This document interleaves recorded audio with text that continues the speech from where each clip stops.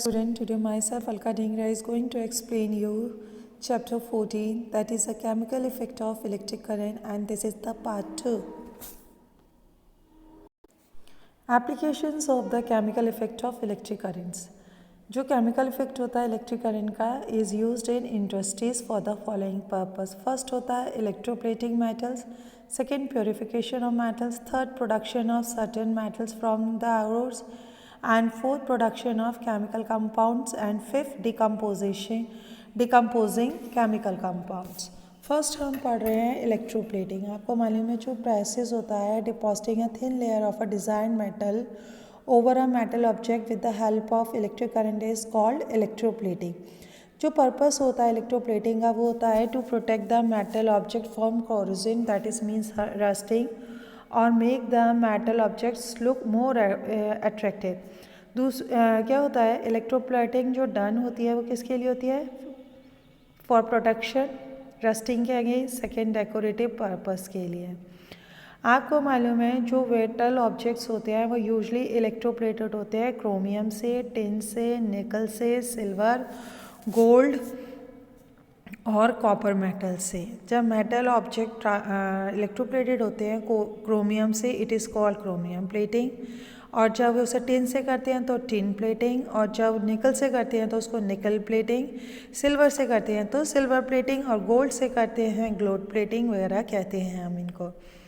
और जिन मेटल को हम यूज़ करते हैं for electroplating are those which are resistant to corrosion and also give a shiny finish to the object.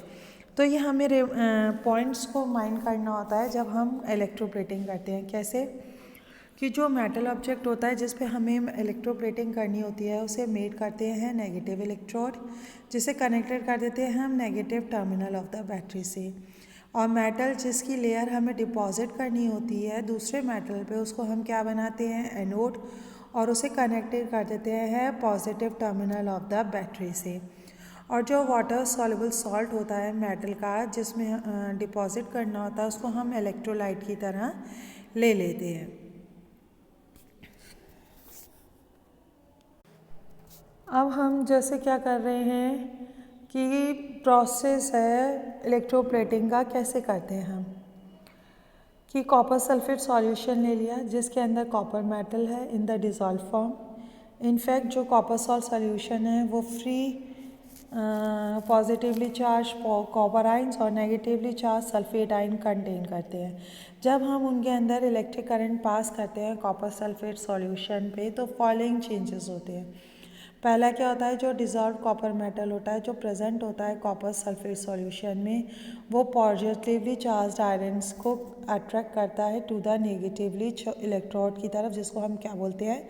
Iron key. जब ये positively charge copper ion loose कर देते हैं positive charge on coming in contact with negatively charge iron keys and from copper items. ये copper item deposit हो जाते हैं iron key पे to form a thin layer of copper metals all over the surface of iron key. इस तरह से copper metal in the electrolyte comes out of the solution and form a thin layer on the iron की. Second क्या होता है जो copper metal होता है पॉजिटिवली चार्ज कॉपर प्लेट का उसे हम डिज़ोल्व करते हैं by forming positively charge copper ions, है ना. तो जो ये कॉपर आइंस होते हैं फॉर्म्ड हो जाते हैं और ये किसके अंदर चले जाते हैं? कॉपर सल्फेट सॉल्यूशन में. इस तरह से जो लॉस ऑफ कॉपर आयन होता है वो क्या फॉर्म करता है? कॉपर सल्फेट सॉल्यूशन करता है ना. Is made up of and the process continue. तो जो कॉपर आयंस होते हैं हम उन्हें सॉल्यूशन से बाहर निकाल लेते हैं नेगेटिव कॉर्ड पे और उनको सॉल्यूशन में डाल देते हैं एट पॉजिटिव इलेक्ट्रॉन पे. जो कंसंट्रेशन होता है कॉपर सल्फाइड का वो क्या रहता है? कांस्टेंट रहता है. तो इन सब डिस्कशन से हमने ये कंक्लूड निकाला कि जो कॉपर प्लेटिंग है आयरन की कॉपर मेटल की is transfer from the copper plate to the key through the copper sulphate solution. Other words में कहें तो during electroplating with copper metal जो होते हैं वो ट्रांसफर्ड हो जाते हैं पॉजिटिव इलेक्ट्रोड से लेके नेगेटिव इलेक्ट्रोड पे टू द इलेक्ट्रोप्लेटेड. नेक्स्ट आता है यूजेस ऑफ इलेक्ट्रोप्लेटिंग. आपको मालूम है इलेक्ट्रोप्लेटिंग बड़ी यूज़फुल प्रोसेस होती है. ये हम इंडस्ट्रीज़ में वाइडली यूज़ करते हैं. कोटिंग मेटल ऑब्जेक्ट्स को with a thin layer of a design metal, और जो मेटल डिपॉजिट होता है in the form of thin layer has some desired property which the metal of the object does not possess. Example क्या हो जाता है, metal which is disposed during the electroplating, वो क्या होता है, लेस रिएक्टिव होता है। अब इसको हम कैसे यूज़ कर रहे हैं, देखिए जो क्रोमियम मेटल है उसका शाइनी अपीयरेंस होता है और इट डज़ नॉट कोरेट, है ना। तो क्रोमियम मेटल होता है, इसे क्वाइट एक्सपेंसिव होता है, hence it is not economical to make whole object out of chromium. तो जो ऑब्जेक्ट होते हैं made up of a cheaper metals like iron और steel and only a thin coating of chromium metal is deposit all over its surface by electroplating. जब इसकी plating हो जाती है तो ये ऐसे लगता है whole iron object is made up of a chromium metal. जैसे एग्जांपल होता है क्रोमियम प्लेटिंग किस पे डेवलप होती है, made of iron metal such as bicycle handle bars, bicycle bells etcetera. तो इलेक्ट्रोप्लेटिंग जो यूज होती है to cover iron and steel object with a thin layer of chromium metal, this chromium layers gives an attractive shiny surface and also protect iron and steel object from rusting।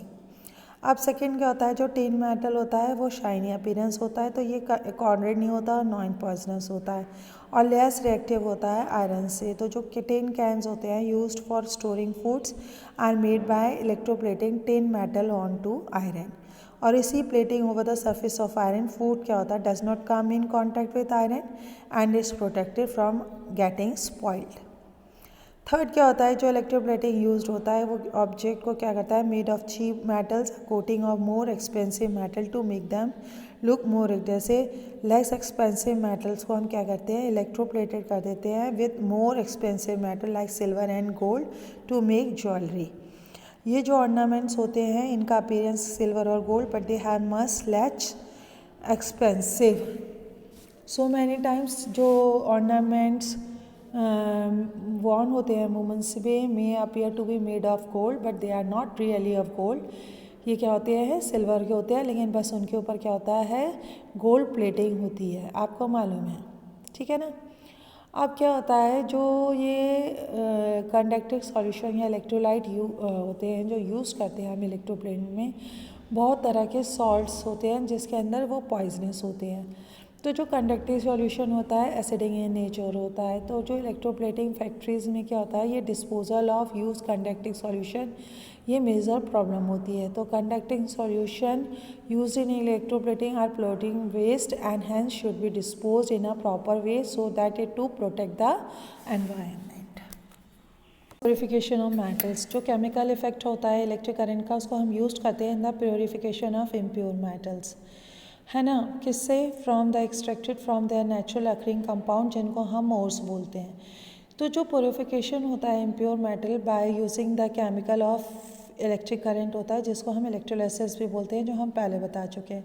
इसमें क्या होती है, thick rod of impure metal made करते हैं हम positive electrode और anode, और उसे कनेक्टेड कर देते हैं positive terminal of the battery से। फिर थिन स्ट्रिप होती है जो पोर मेटल की, उसको हम क्या करते हैं, नेगेटिव इलेक्ट्रोड या कैथोड बनाते हैं और उसे कनेक्टेड कर देते हैं negative terminal of the battery. और जो वाटर सॉल्युबल सॉल्ट होता है मेटल का, उसको प्योरीफाइड होता है, उसे कैसे लेते हैं, इलेक्ट्रोलाइट की तरह।